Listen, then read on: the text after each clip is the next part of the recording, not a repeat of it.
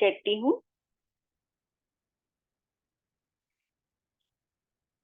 ओम श्री परमात्मने नमः। परमपिता परमात्मा की दिव्य शक्तियों का आह्वान करेंगे प्रणव मंत्र ओम के साथ। लंबा गहरा श्वास लेते हुए 3 बार लंबा उच्चारण।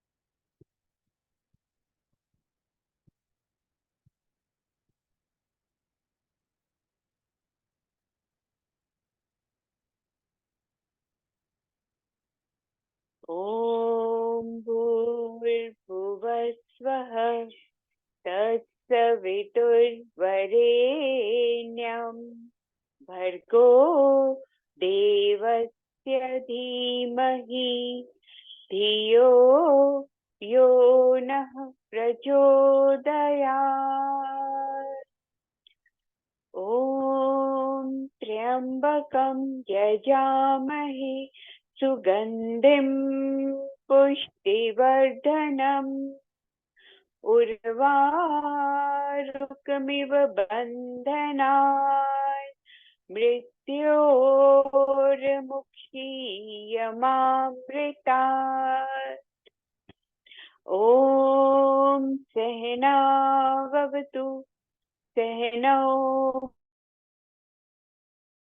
भुनक्तु सह वीर्यं करवावहै तेजस्विनावधीतमस्तु मा विद्विषावहै। ॐ असतो मा सद्गमय तमसो मा ज्योतिर्गमय मृत्योर्मा अमृतं गमय। ओम शांति शांति शांति। परम पूज्य स्वामी जी एवं परम श्रद्धेय आचार्य जी के श्री चरणों में सादर नमन करते हुए उनकी सूक्ष्म उपस्थिति द्वारा आशीर्वाद प्राप्त करते हुए आप सभी योग साधकों का एवं प्रभारी बहनों का हृदय से अभिनंदन।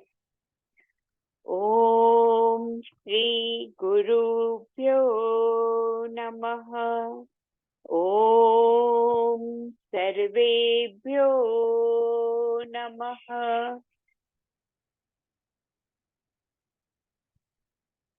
कल हमने पाचन तंत्र के बारे में जाना और कौन सी यौगिक क्रियाएं हमारे एब्डोमिनल ऑर्गन्स को पाचन तंत्र के साथ साथ हमारे एक्सक्रीटरी ऑर्गन्स और रिप्रोडक्टिव ऑर्गन्स इनको भी स्वस्थ रखने में हमारी सहायता करते हैं। उन विभिन्न योगाभ्यास में की जाने वाली क्रियाओं के बारे में, कुछ आसनों के बारे में भी हमने चर्चा की। कुछ और चर्चा हम आज भी करेंगे इस विषय के अंत में। अब हम जानेंगे हमारे एक्सक्रीटरी सिस्टम या उत्सर्जन तंत्र के बारे में। उत्सर्जन उत्सर्जन माने शरीर में उत्पन्न हुए वेस्ट मैटर जो विभिन्न चय अपचय क्रियाएं या मेटाबॉलिक क्रियाओं के होने के बाद या होने के साथ साथ उत्पन्न होते हैं शरीर में, और वो शरीर के लिए वो जो बाई प्रोडक्ट्स होते हैं किसी भी मेटाबॉलिक एक्टिविटी के, वो हमारे शरीर के लिए उपयोगी नहीं होते, बल्कि उनके शरीर में अगर लंबे समय तक वो रुक जाएं तो उनके शरीर में रुकने के कारण उपद्रव हो सकते हैं या शरीर के भीतर टॉक्सिन्स उत्पन्न हो सकते हैं। तो ये वेस्ट मैटर शरीर समय समय पर बाहर निकालता रहता है। तो ये सारी प्रक्रिया एक्सक्रीशन या उत्सर्जन के अंतर्गत आती है। जैसे हमने कल पाचन तंत्र पढ़ा था, तो उसमें जो भोजन का अवशेष होता है या जिसको फीसेस कहा जाता है, FAECES, फीसेस के रूप में जो भोजन का बचा हुआ भाग जो शरीर के लिए उपयोगी नहीं होता, उसके न्यूट्रिएंट, माइक्रोन्यूट्रिएंट्स आदि आहार रस में निकाल लिए जाते हैं पाचन तंत्र के द्वारा, डाइजेशन की प्रक्रिया के द्वारा और एब्जॉर्प्शन के द्वारा उनको ग्रहण कर लिया जाता है। तो उसके बाद ये जो अवशेष बचता है, ये हमारे लिए किसी कार्य का नहीं होता, कोई उपयोग नहीं होता इसका। तो ऐसे अनुपयोगी पदार्थ को शरीर से बाहर निकाल दिया जाता है मल त्याग की प्रक्रिया के द्वारा। तो ये भी उत्सर्जन के अंतर्गत आता है। फिर जैसे हमारा शरीर पसीना निकालता है, हमारी त्वचा की शुद्धि के लिए लगातार उसकी नमी भी बनाए रखने के लिए शरीर कुछ मात्रा में जो है पसीना निकालता है। पसीना शरीर को कूलिंग भी देता है, उस तरह से शरीर के तापमान को नियंत्रित करने में भी सहायता करता है। उसके साथ साथ कुछ वेस्ट मैटर जो है बॉडी का, तो वो भी रोम छिद्रों के द्वारा उत्सर्जित किया जाता है इसी नमी के साथ। जो वाटर, पसीने में जो वाटर कंटेंट होता है, लगभग 98% तो वाटर कंटेंट ही होता है। उसमें डिसॉल्व्ड इम्प्यूरिटीज जो होती हैं वो मात्र 2% होती हैं, पर उस 2% में भी शरीर अनुपयोगी पदार्थों को त्वचा के माध्यम से एक्सक्रीट कर देता है। इसमें ज्यादातर कुछ सॉल्ट्स होते हैं, कुछ एसिड्स आदि होते हैं, और ये शरीर से बाहर निकाल दिए जाते हैं। त्वचा को स्वस्थ रखने के लिए त्वचा के नीचे का हिस्सा जो डर्मिस एरिया होता है, काफी मतलब शरीर के अन्य टिश्यूज के साथ, रक्त के साथ खासकर, उसका आदान प्रदान लगातार चलता रहता है। जैसे मैंने हड्डियों के बारे में, ये सब कनेक्टिव टिश्यूज हैं बॉडी के जो आपस में जुड़कर कार्य करते हैं, तो उसकी शुद्धि होती रहती है पसीने के माध्यम से। तो वो भी एक प्रक्रिया है उत्सर्जन की ही, एक्सक्रीशन की। फिर आता है हमारा जो हमने रेस्पिरेटरी सिस्टम पढ़ा, तो हमने जाना कि हम ऑक्सीजन ग्रहण करते हैं फेफड़ों के माध्यम से और कार्बन डाइऑक्साइड को बाहर निकालते हैं। तो ये भी उत्सर्जन है। इस तरह से कार्बन डाइऑक्साइड जो लगातार हमारे सेल में एनर्जी निर्माण की प्रक्रिया में बनता रहता है बाई प्रोडक्ट के रूप में, उसको भी शरीर लगातार निकालता रहता है। अब इसमें से कुछ क्रियाएं जो हैं वो उनका समय, टाइम ड्यूरेशन अलग अलग होता है।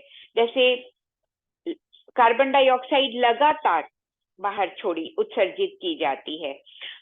पसीना समय समय पर निकलता रहता है, जब भी जैसे शरीर को कूलिंग की आवश्यकता होती है या त्वचा में नमी बनाए रखने के लिए थोड़ी मात्रा में जो ये एक्सक्रीशन पसीने का होता ही रहता है। तो इस तरह से कम ज्यादा मात्रा में पसीना भी शरीर से निकलता रहता है। उसके अलावा जो है, जब भी डेंसिटी बढ़ जाती है अपशिष्ट पदार्थों की या सॉल्ट्स आदि की, तो वो पसीने के माध्यम से निकाल दिए जाते हैं।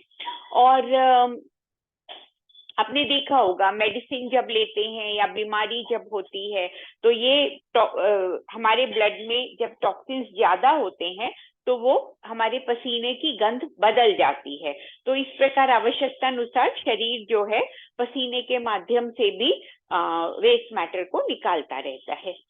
तो तीसरा मैंने आपको बताया, जैसे दिन में 1 बार या 2 बार हम मल त्याग करते हैं, तो भोजन का बचा हुआ अवशेष इस तरह से शरीर से बाहर निकाल दिया जाता है।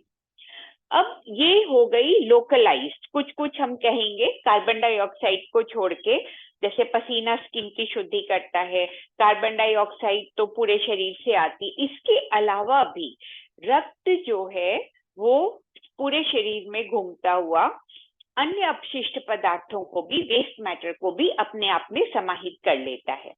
अब जब ये रक्त घूमता हुआ हमारी किडनीज, जो विशेष फिल्ट्रेशन ऑर्गन्स, फिल्टर करने वाले ऑर्गन्स हमें दिए हैं प्रकृति ने, वो है हमारी 2 किडनीज। किडनी को हिंदी में सामान्य बोलचाल की या उर्दू मिश्रित हिंदी में इसे गुर्दे कहा जाता है, और संस्कृत निष्ठ हिंदी में इसे वृक्क कहा जाता है। तो ये वृक्क या गुर्दे जो होते हैं हमारी किडनीज, ये इनमें स्पेशल सेल्स होते हैं।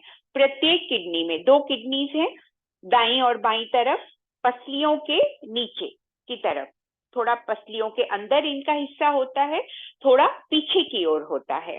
तो और बिल्कुल एक सिमेट्री में ना होकर, ये वैसे तो सिमेट्रिकली है हमारी शरीर की संरचना, मगर थोड़ी सी दाईं बाईं किडनी ऊपर नीचे होती है, थोड़ा सा फर्क होता है। तो लगभग 4 से 5 इंच का इनका आकार होता है लंबाई में। चौड़ाई में ये लगभग मान लीजिए 2 सवा 2 इंच, और मोटाई इनकी 1.5 इंच के करीब आप मान लीजिए। तो ये 2 किडनियां हमारी कुछ पसलियों के अंदर की ओर से थोड़ा हल्का पीछे की ओर, जैसे हमारे लिवर आदि ऑर्गन होते हैं सामने की ओर, तो थोड़ा उसके पीछे की ओर होती है किडनीज।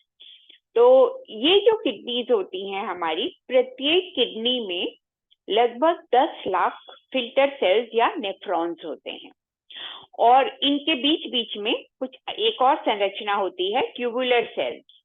तो वो भी हमारी किडनीज में इन नेफ्रॉन्स के बीच बीच में इंटरस्पर्स्ड होते हैं, मतलब बीच बीच में सिचुएटेड होते हैं। ये दोनों सेल्स मिलकर हमारी ब्लड के फिल्ट्रेशन की प्रक्रिया को पूर्ण करती है।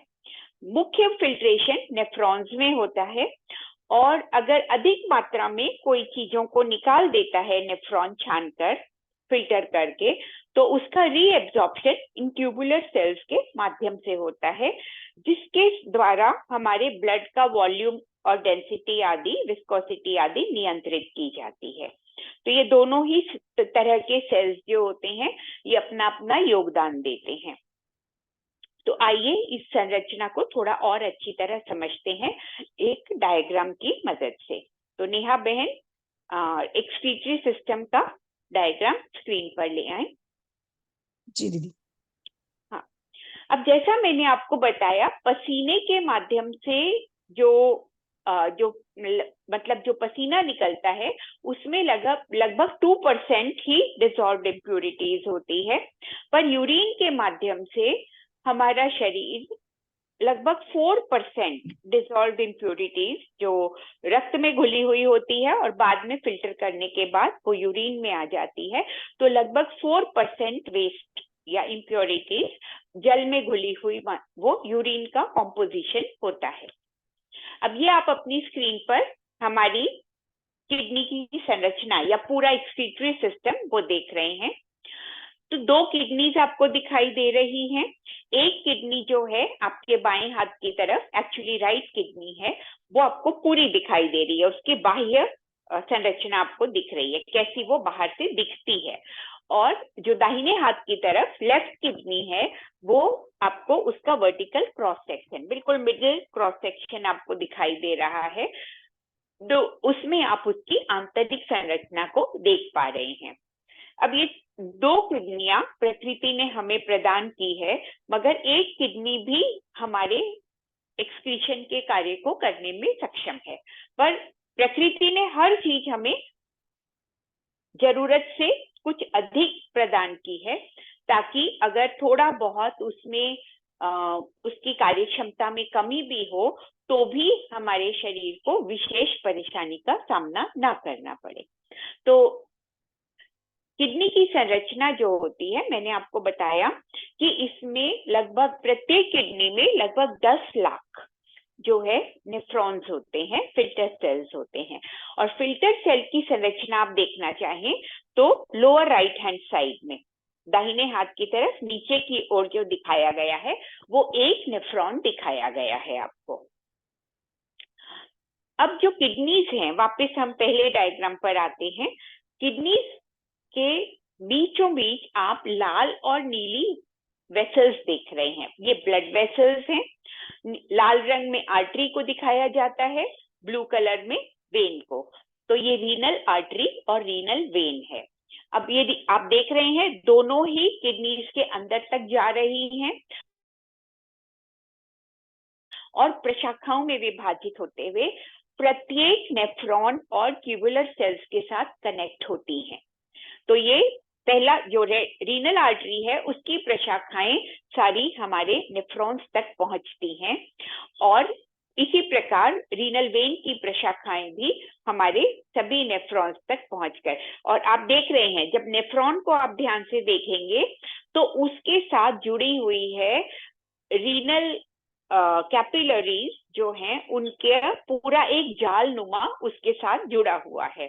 मतलब इसमें आर्टरीज की ब्लू रेड कैपिलरीज भी देख रहे हैं और आप वेन की, रीनल वेन की ब्लू कैपिलरीज भी देख रहे हैं। तो आर्टरी की रेड और वेन की ब्लू कैपिलरीज पूरी जुड़ी हुई हैं, एक जाल नुमा बना रही हैं नेफ्रॉन के चारों ओर, और ये नेफ्रॉन में ब्लड सप्लाई को कंट्रोल करती हैं। तो ये जो कैपिलरीज होती हैं, ये पूरा जो arteries, arterioles, capillaries, veins, venules and capillaries, इस तरह से प्रशाखाओं में विभाजित होते हुए पूरी किडनी को ये रक्त वाहिनियां आच्छादित करती हैं।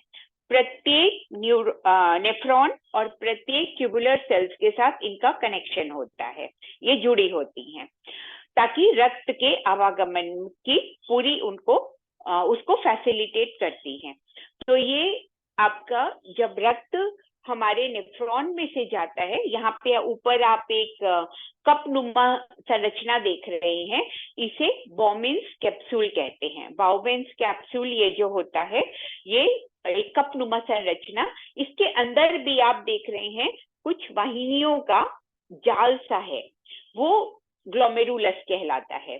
और वहां पे रक्त, उसके माध्यम से रक्त जाता है, फिर पूरा फिल्टर होता है इसमें, और फिर वो जो इसके बाद में जो नली नुमा स्ट्रक्चर है वहां से कनेक्ट होती हैं हमारी रक्त वाहिनियां, और वो उस फिल्टर हुए पदार्थ को कैरी करने का काम करती हैं। इसके बाद जो है जैसे इसमें नीचे मुड़ी हुई ट्यूब आप देख रहे हो ग्लोमेरुलस के बाद, लगभग इसी तरह की मुड़ी हुई ट्यूबुलर सेल्स जो मैंने आपको बताया 1 से 1.5 लाख, वो भी प्रत्येक किडनी में होती हैं। तो उसके बाद ये जो छना हुआ पदार्थ है ये उस ट्यूबुलर सेल में जाता है, और कई नेफ्रॉन्स के बीच में एक ट्यूबुलर सेल्स होती है। इस तरह पूरी किडनी में ये बिखरी हुई नहीं कहेंगे, मतलब रेगुलेटेड ही होती हैं इनकी संरचना। तो कई नेफ्रॉन्स के बीच में मान लीजिए एक ट्यूबुलर सेल्स होती है, 6, 7, 8 नेफ्रॉन्स के बीच में। तो उस ट्यूबुलर सेल्स में जब ये छना हुआ पदार्थ जाता है तो वो पुनः उसमें से जो आवश्यक पदार्थ होते हैं, काफी मात्रा में जलीय अंश जो फिल्ट्रेशन के प्रोसेस में ट्यूबुलर सेल्स में आता है, और उसमें कुछ अन्य सॉल्ट्स आदि जो शरीर के लिए उपयोगी हैं मगर कुछ अधिक मात्रा में छान दिए गए हैं नेफ्रॉन्स के द्वारा, तो वो भी वापस ब्लड में जोड़ दिए जाते हैं। कुछ वेस्ट मैटर जो है वो रख लिया जाता है, बाकी रीएब्सॉर्ब करके रक्त में जोड़ दिए जाते हैं। तो ब्लड कैपिलरीज हमारे पूरी किडनी में फैली होती हैं। इस तरह से रक्त का फिल्ट्रेशन किया जाता है, मतलब पहले उसको छाना जाता है नेफ्रॉन्स के द्वारा, फिर एक्स्ट्रा कुछ अगर छन के आ गया है उसमें और शरीर के लिए वो आवश्यक है, या ब्लड के वॉल्यूम को नियंत्रित करने के लिए, ब्लड प्रेशर, उसकी डेंसिटी, विस्कोसिटी, वो उसको बनाए रखने के लिए जो आवश्यक पदार्थ होते हैं जल के साथ, वो पुनः रीअब्सॉर्ब कर लिए जाते हैं। और उसके बाद जो बचा हुआ पदार्थ होता है, वो जो दो नलियां आप किडनी से जुड़ी हुई देख रहे हैं, इसकी भी प्रशाखाएं पूरी किडनी में फैली हुई हैं। तो वहां से फिर जो ट्यूबुलर सेल्स होती हैं, अब जो छना हुआ पदार्थ है वो यूरिन है। तो वो यूरेटर्स, ये जो मूत्र प्रणालियां हैं दोनों किडनी से जुड़ी हुई, नीचे की ओर आती हुई, ये लगभग 14 से 18 इंच तक, 1.5 फुट तक की इनकी लेंथ हो सकती है। 1.25 फुट से 1.5 फुट तक की इनकी लेंथ होती है, शरीर के साइज के, हाइट, बॉडी के अनुसार, हाइट के अनुसार, जो शरीर का आकार होता है उसके अनुसार। तो 1.25 से 1.5 फुट की ये यूरेटर्स होती हैं, और नीचे आते हुए ये जुड़ती हैं ब्लैडर में। ब्लैडर माने मूत्राशय। ये मूत्राशय एक चपटा, पतला और चपटी संरचना होती है। जब ये यूरिन भरने के बाद फूल जाता है तो ये गुब्बारे की तरह की आकृति हमें दिखाई देती है। और जब यूरिन इसमें भर जाती है, वैसे तो बूंद बूंद करके ही छनती है, और यूरेटर्स के माध्यम से, दोनों मूत्र प्रणालियों के माध्यम से ये मूत्र धीरे धीरे ब्लैडर में इकट्ठा होता है। ये कंटिन्यूअस प्रोसेस है, एक तरह से हम कहेंगे ये लगातार चलने वाली प्रक्रिया है, जो किडनीज में फिल्ट्रेशन होता है और धीरे धीरे बूंद बूंद करके हमारे ब्लैडर में ये वेस्ट पदार्थ या यूरिन इकट्ठा होता रहता है। और जब भर जाता है ब्लैडर तो हमें अर्ज महसूस होती है, और मूत्र नली होती है यूरेथ्रा, जो ब्लैडर के निचले एंड पर आप देख रहे हैं।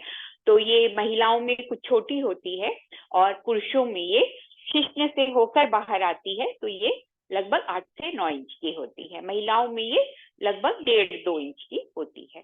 तो ये जो प्रोसेस है मूत्र त्याग का, इसको कहा जाता है मिक्चुरेशन। और जैसे बॉडी जो भी मल पदार्थ या वेस्ट मैटर उत्पन्न करती है, उसके माध्यम से हमें शरीर के अंदर अगर कुछ परिवर्तन आए हैं तो उसका इंडिकेशन भी मिलता है।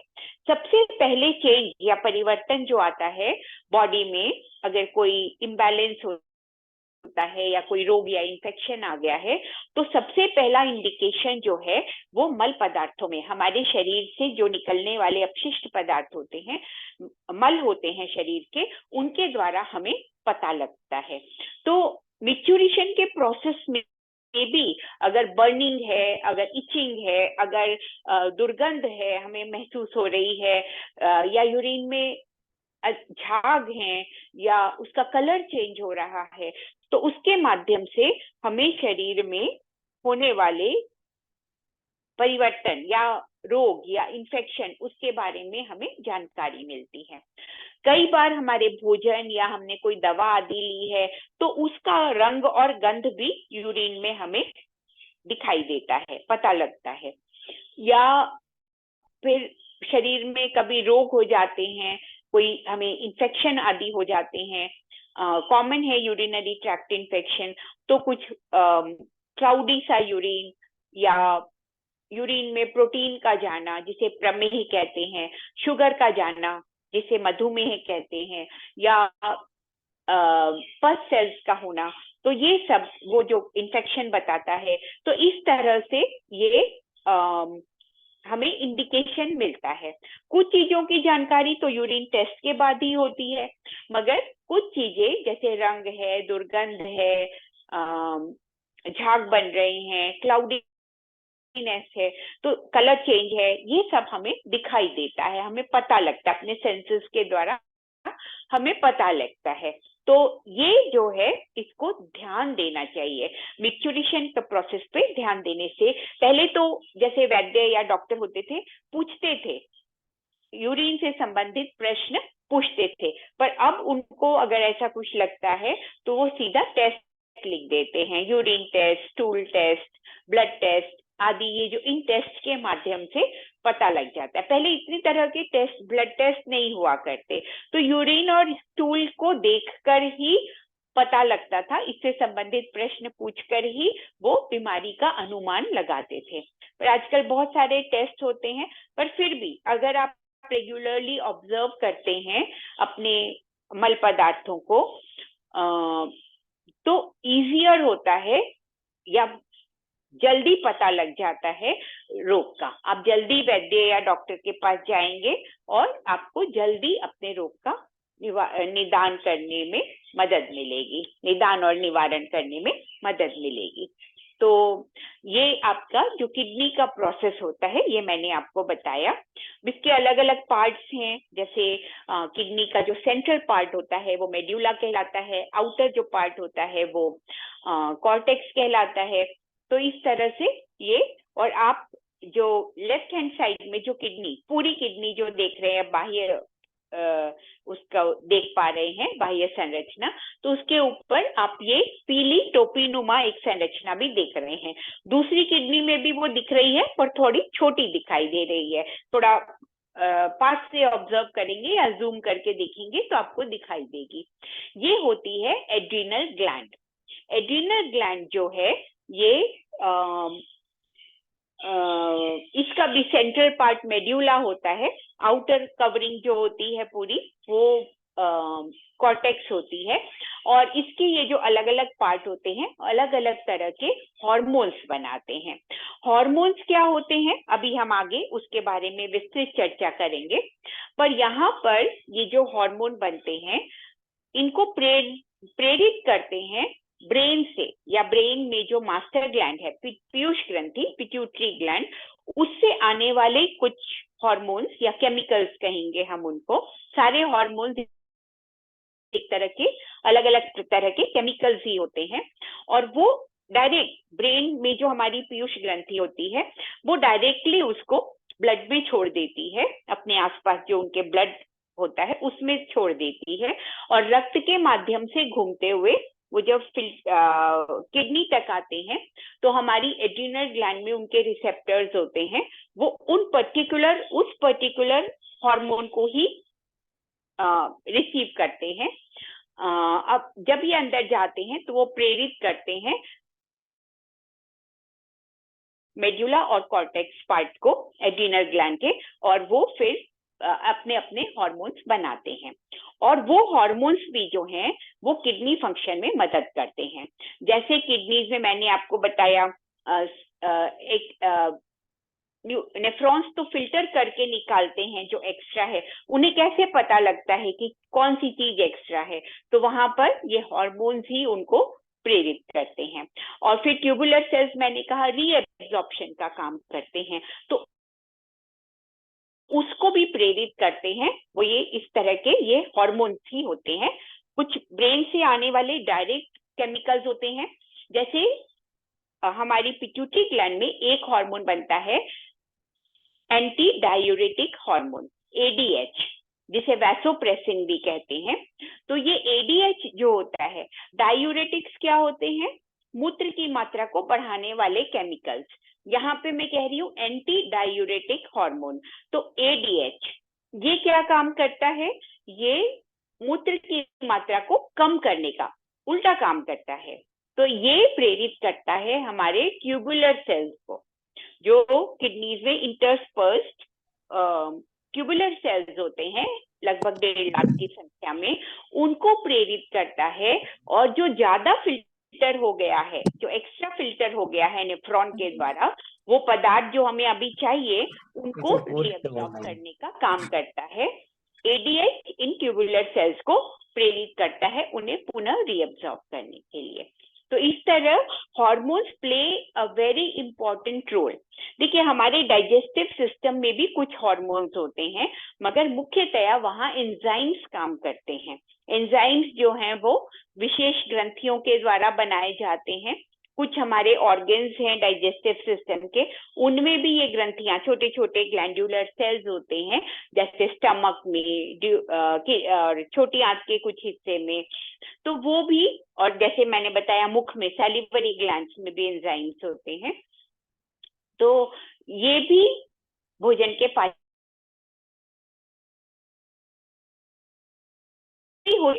डाइजेस्टिव सिस्टम को, जैसे भूख लगना, तो उसको प्रेरित करता है। हमारे पैंक्रियाज में बनने वाला एक विशेष हार्मोन ग्रेलिन के रूप